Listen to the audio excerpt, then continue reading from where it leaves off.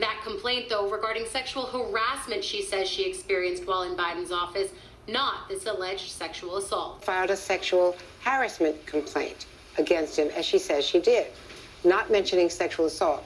She told us it was about harassment and not assault. She originally filed a complaint of harassment, but not of assault at the time. She originally claimed he harassed her, alleging inappropriate touching. But in March, she expanded her claims to include an allegation of sexual assault. She had always told you that it was not sexual assault. Now is she unclear as to whether she mentioned sexual harassment as well? This complaint that she says she filed in 1993 never mentioned the sexual assault, but was regarding sexual harassment. Unwanted, but non-sexual touching. Biden had engaged in inappropriate but not sexual touching, but she did not allege sexual assault. And originally told NBC News it did not accuse Biden of assault. It was only this March that she first said publicly that there was sexual assault.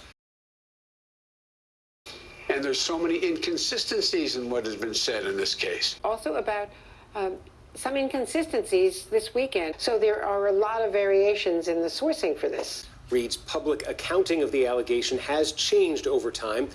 There are a lot of questions about Tara Reade's account. So there are discrepancies in the account. We're still working on that.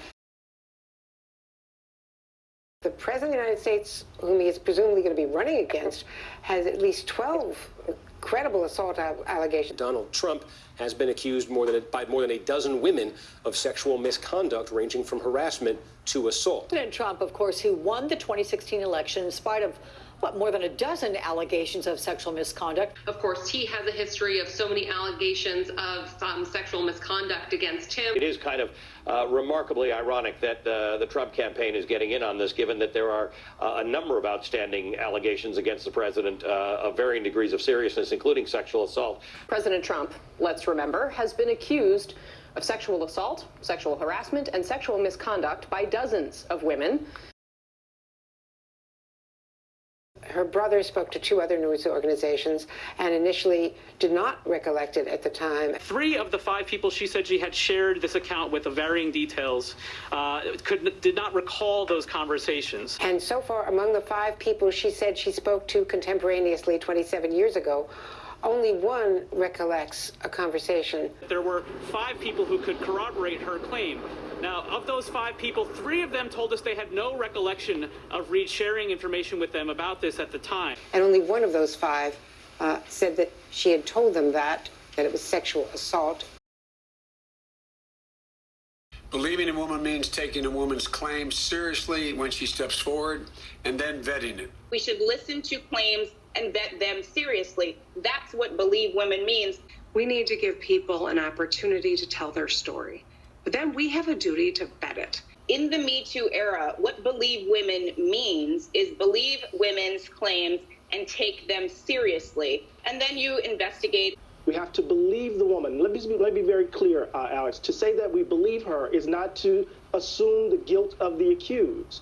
It is to take seriously the claim. Some might view the latter, viewing the guilt of the accused as what they mean by believer. That's not what we're saying. That's not what I'm saying.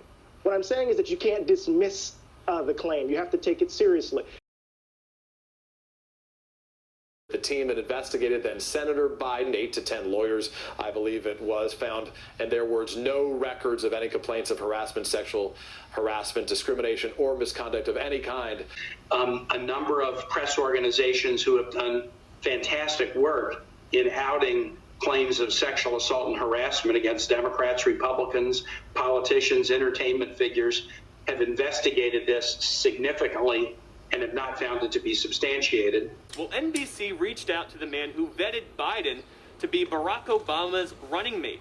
William Jeffers tells us that his team of lawyers found no evidence of misconduct of any kind on Joe Biden's part. I did an interview this week with Bill Jeffress, who led the team, the Obama team, that vetted Joe Biden for the vice presidential ticket. He had 10 or more lawyers working on this, and he said that they looked through every record, every aspect of his life, and found nothing